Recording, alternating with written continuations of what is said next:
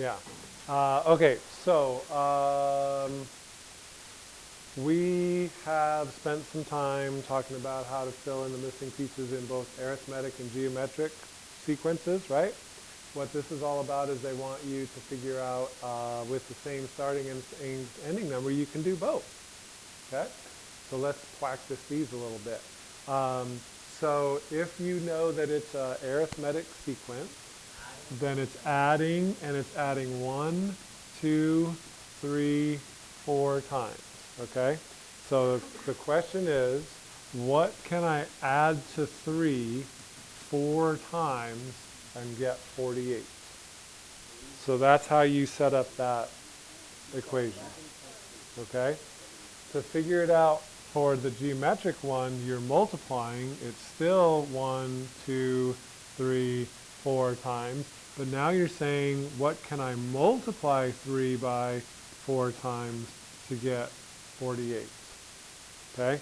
And so those are the equations that you have to solve for that. So will you take a quick second to solve the purple one? Let's do the arithmetic one first. And then we will talk about how to use the solution that you got, okay? Please, when you solved the purple one, what'd you get? Okay, so you went, really? It comes out to be weird like that, huh? So you got 4x equals 45, and then you divide that by 4, and you said 11.25? Gross. Okay, so you're adding 11.25 each time? So the next number in the sequence is 14.25. And then if you add 11.25 onto that, you get, good, 25.5. If you add 11.25 onto that, you get 36.75. And then we can always check our work and make sure that when you add 11.25 onto this, you get, yeah, help yourself. Do you say pencil? Yeah, middle drawer there. So, yeah.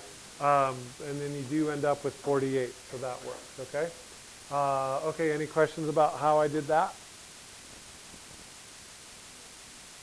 Okay, so now let's solve the red one.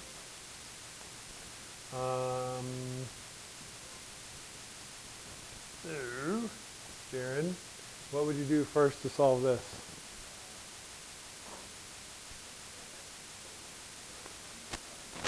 Okay, divide both sides by 3.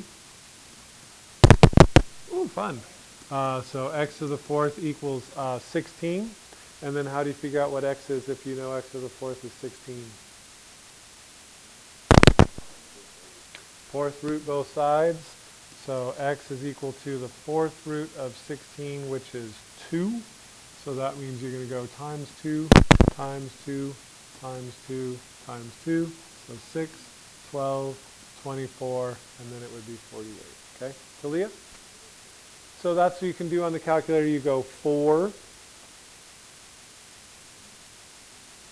and then you go second exponent button, and then 16, enter. And you should get 2, okay? All right, so let's play again. Now we're starting with negative numbers. So for number 2, you're going to start with negative 6,250. Again, I'm going to add onto that 1, 2, 3. Are they all? Is it all 4 times? Okay. I'm going to add the same number onto that 4 times, and I'm going to end up at negative 10. So, Talia, how do I solve that? Yeah. No, because it's already negative. Yeah, so you want to add, hopefully that's what you're doing on your calculator, Talia, is adding 6,250 to both sides. No, because this was negative 10. Good. Yep, thanks. You're just like, you're Jaron, you're Talia, you're just... I'm mainly Jaron. Mainly Jaron. Okay, and then when you divide that by 4, you get 1580. No? Dang it. What do you get? Oh, 1560. Okay. Okay, so that means that's what you add each time. Okay? So I'm going to leave you guys to do that on your own.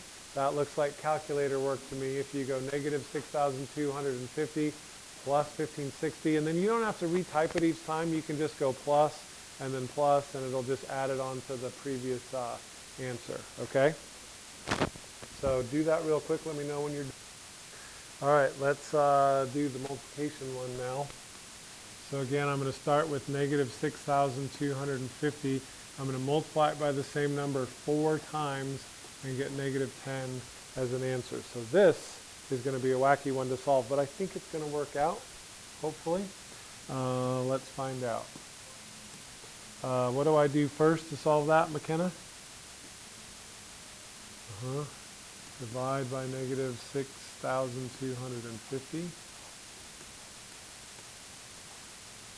So those cancel, so you get x to the 4th equals, this is going to be 1 over 625. Oh, you could do it in decimal form. Okay, that's fine. So then how do I find out what x is? 4th root it, right? Okay, so the 4th root of this, and you did it in decimal form, so you got a decimal as an answer. What's the decimal? Yeah, I like 0.2. I feel good about that. Okay, so that means you're multiplying by 0.2 each time. So will you guys do that?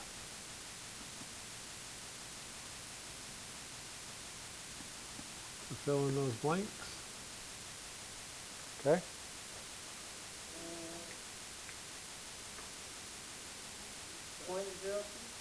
I think it's just 0.2. Is that? Let me see what you got. Oh. But it won't be 1 point as a decimal. It'll be 0.1. So redo what's 1 divided by 625. That's where you must have made the mistake.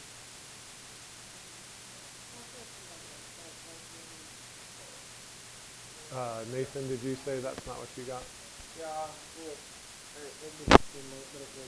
it is right. Yeah, weird, huh? Okay, so then the last one is the same thing, just with different numbers.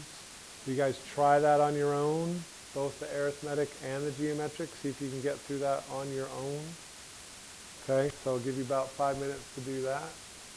Pause the video. Okay, so Nathan, what did you get for the adding thingy? I got to add 2.8. Really? Yeah. Why are they doing this to us? So you got 11.25 and then you divided that by 4, right?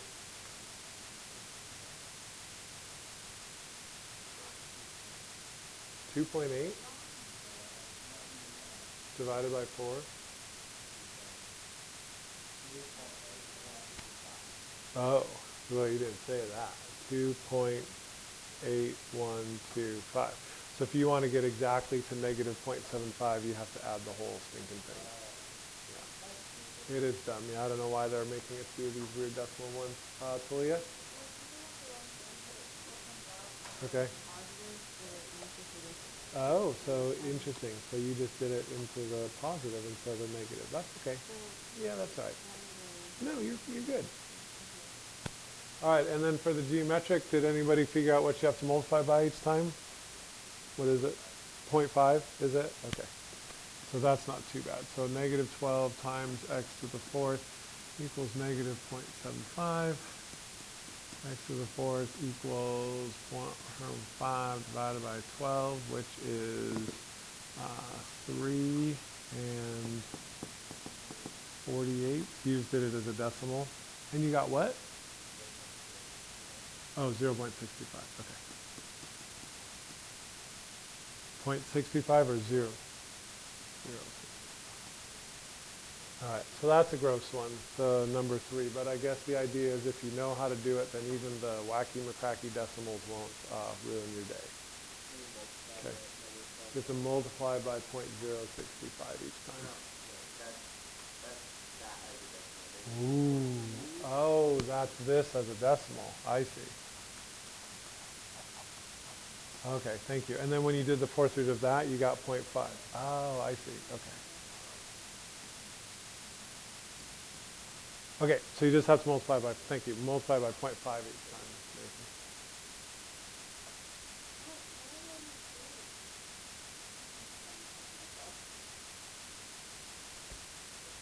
You see that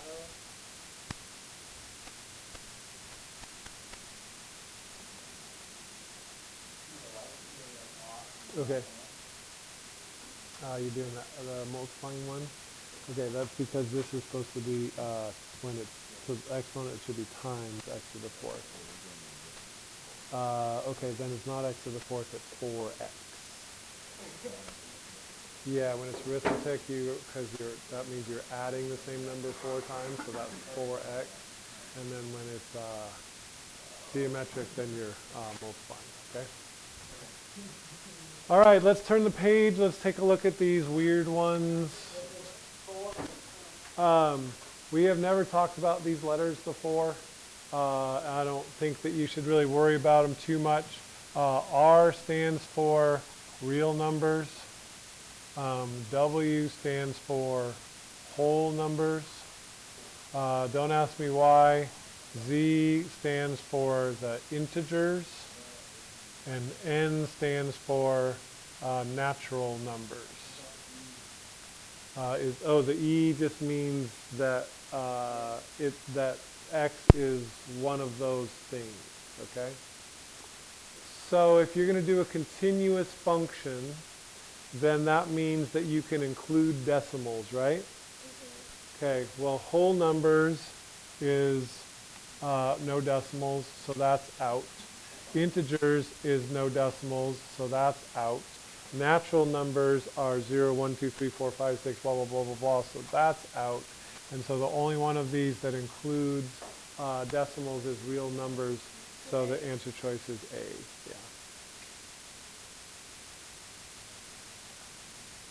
yeah. Okay, then for the next one, same thing. R is the real numbers. Q is, I believe, the rational numbers. Z is integers. And N is natural numbers. So which one of those is the mathematical way to represent the natural numbers? B. X is a natural number. X is N. Was that the only two of those that used that weird stuff? No, there's that use this weird theme? Okay. All right, only one of the choices below would likely be used for a continuous exponential model. Which one? I think B. Why? Because the 4 has an exponent. Awesome, and you are absolutely correct. The correct answer here is B, okay? Yeah, because it's just what you said. The 4 has an exponent that's a variable, okay? All right, how about number 7? Only one of the choices below would be used for a continuous linear model. So which one of those is a linear equation? Okay, A is a linear model, but it's not continuous because you're doing this thing where you do 1 and then you do 2 and then you do 3 and then you do 4 and so forth. D is the same issue as A. Yeah, it's C. This is our old friend y equals mx plus b, which is a continuous. I'm sorry, what? Because it doesn't say what you can put in for t, so you can put in anything you want, which includes all of the decimal thingies. For this one, these guys, well, I think we'll probably do one of those next. Okay, which domain choice would be most appropriate for an arithmetic or geometric sequence? B. I feel like A, real numbers, any number, because the ones we just did had decimals in it, it had positive and negatives in it, But doesn't the N stand for neutral? So Stands for natural numbers, which is 0, 1, 2, 3, 4, 5. Yeah, I see what you're saying, but the first three problems that we did had lots of decimals in them, and so those can be used also. So I think we have to go with all real numbers there, okay? Okay, what attributes will arithmetic or geometric sequences always have? Are they continuous or discrete? Continuous, because what Nathan and I were just talking about, we can have decimal numbers in there also, so that means they're not discrete. Is the domain going to be the natural numbers or the real numbers? The real numbers, again, we can have decimals, so that's okay. Can we have negative x values? I don't know, I guess it says will arithmetic sequence always have? Will they always have negative x values? No. Is there always something constant? Yes, you're always multiplying or dividing by the same thing. And we haven't really talked much about what a recursive rule is, but yeah, the recursive rule is when you say keep adding this much, or keep subtracting, or keep multiplying by this much, okay? What's that? Yeah, yeah. So like a recursive rule would be to get the next one, add 4 to the one before it. So just keep adding 4, yeah. It's a pretty easy thing to do, okay? Okay, what type of sequence fits with linear mathematical models?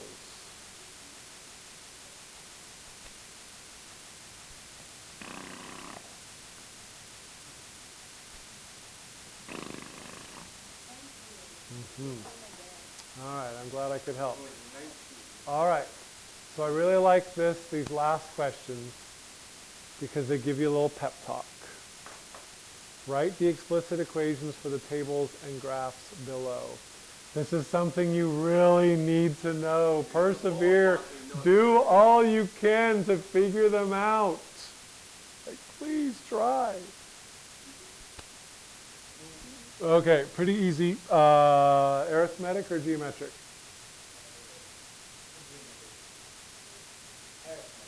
What are you adding each time? Minus 7. Okay, so we're subtracting 7 each time. So we have talked about this before. That means it's going to be negative 7 times x. Okay? Then the other number we need to find is our starting number, and that's the number when x equals 0. Now, sadly, they only gave us when x equals 2, so we have to go backwards a couple steps to figure out what f of x equals when x equals 0. Anybody have that? 3 would be when it's 1.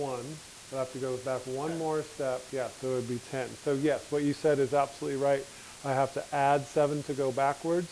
So this would be 3, and then this would be 10.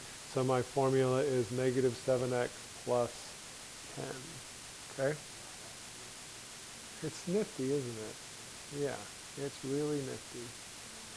Okay, how about number 13, arithmetic or geometric? Geometric, what are you multiplying by each time? 5. Kind of tricky to see from the first ones because there's fractions in there, but obvi 2 times 5 is 10, and 10 times 5 is 50. You guys like that little hip lingo that I use there? No, Talia, not so much. Okay, so the formula for this is y equals, what's our starting number? 2, because that's where x equals 0. And then what am I multiplying by each time? 5 to the x. Okay?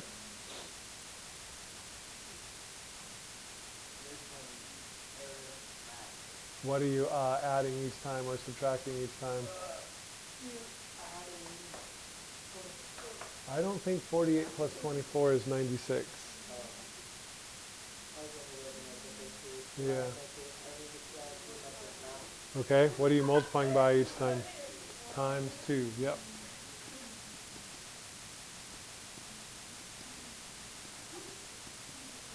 Okay, so y equals Now we got to do a little work here again because we need to know what it equals when x is 0. Okay, so I'm going to go backwards a couple steps. -6 because you divided by 2 and got -12, and then divided by 2 again and got -6. Okay, so y equals -6 times 2 to the x. What did you say? Oh, Mr. Smarty Pants, are you? Just try and do it in one step, huh? Okay. Yeah, that's awesome. So y equals -6 because that's our starting value times 2 to the x power. Okay? All right? Be careful. What are you multiplying by each time on number 15? We're dividing by what? 3. So if you're dividing by 3, what are you multiplying by what? No, that would make it flip-flop positive negative. How can I divide by 3 but use multiplication instead?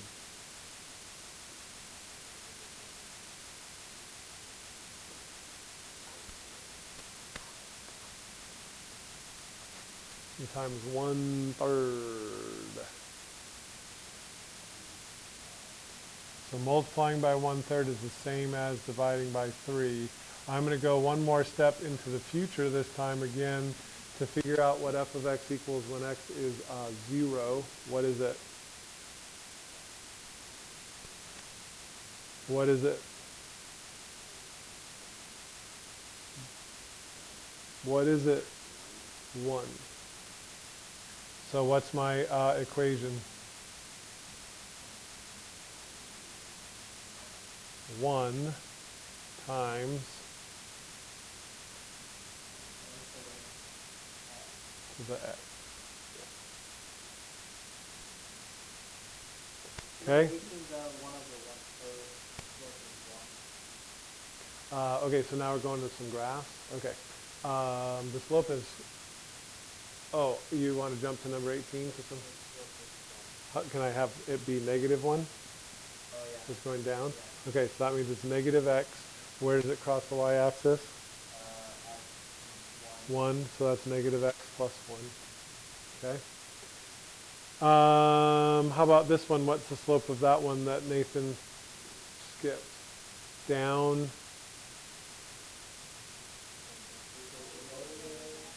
Negative. You know it's negative because it's going down. But we got to do, it's going over 3, so that goes on the bottom.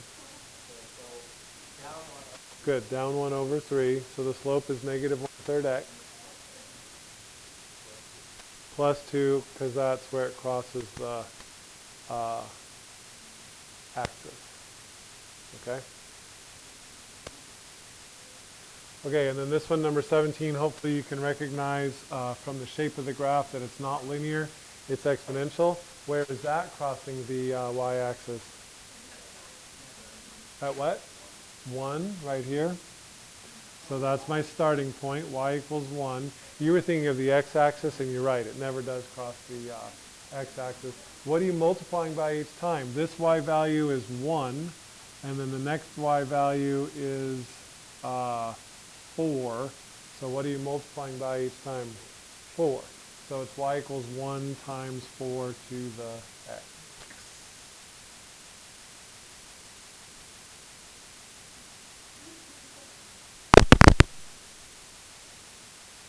Okay? Hopefully some of this is sinking in. Not really? Okay, how about number 19? What is the starting point? Where does it cross the y-axis? 0.5. And then you know that, yep, it's exponential because it's got that curved shape. So if I go from 0.5 and then the next one is 1, what do you multiply 0.5 by to get 1?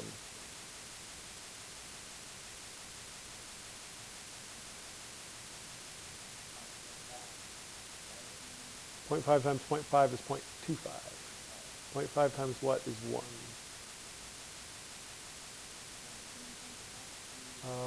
Nope, that would give me 0.75.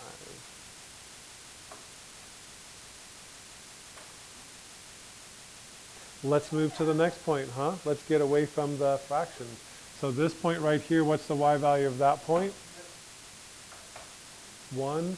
What's the y value of this point? 2. So what do you have to multiply 1 by to get 2?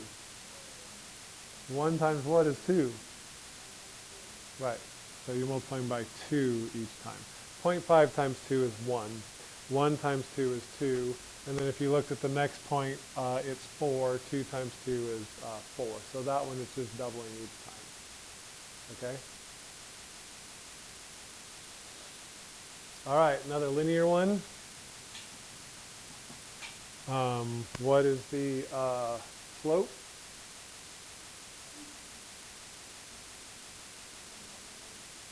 Negative because it's going down. Down 1, 2, 3, 4 over 1 from those 2 points. Yeah? So down 4. And what is the y-intercept? Negative 4. So negative 4x minus 4.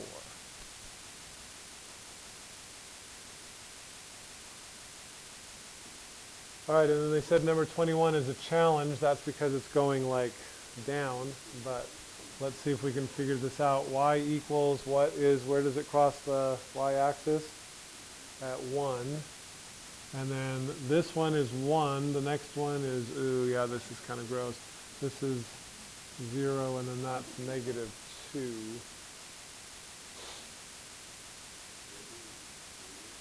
Yeah, it's got to be negative because it's upside down.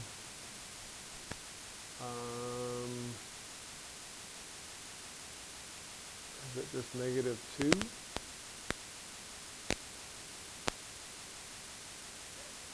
I want to have, oh, I see why. It's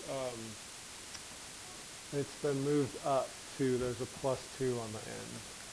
You see how this, instead of getting closer to the x-axis, it's getting closer to the line y equals 2. So that's why this is a little challenging problem. It's got, yeah, it's upside down and it's been moved up. So what do I want to put in there? I'm going to add 2, so that means this. I'm going to actually get negative 2. This one will be negative 1. Yeah, I think it's just multiplying by negative 2. You plug 0 in there. Nope, that's not right.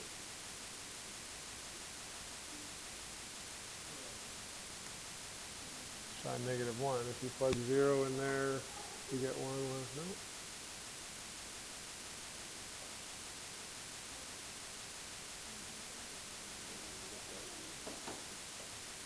Yeah.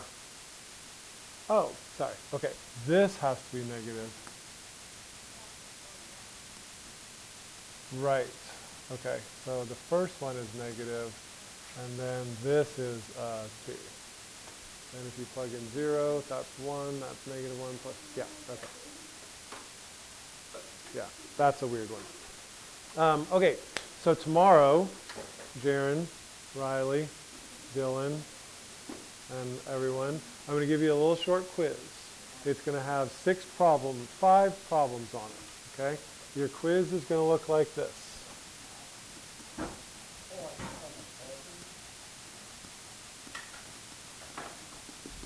It's going to have a table on it like we started at the beginning, okay? Like 5 and 5 and 25 and 25. And then this is arithmetic, and this is geometric, okay? Yeah, then, yes, I'll give them back to you tomorrow so you can use them. Then it's going to have 2 tables. One is going to be arithmetic, and one is going to be geometric, and you find the formula.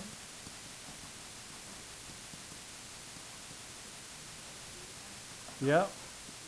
And then it's going to have 2 graphs. One arithmetic and one geometric.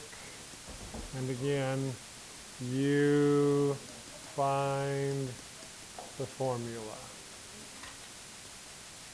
Okay? Yeah.